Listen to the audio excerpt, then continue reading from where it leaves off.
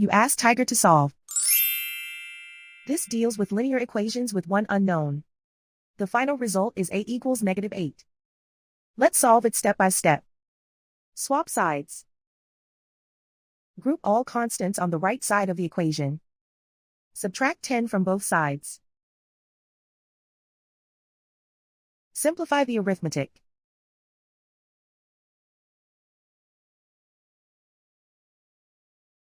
Isolate the a. Divide both sides by -4. Cancel out the negatives. Simplify the fraction. Move the negative sign from the denominator to the numerator. Find the greatest common factor of the numerator and denominator. Factor out and cancel the greatest common factor. And so the final result is a equals -8.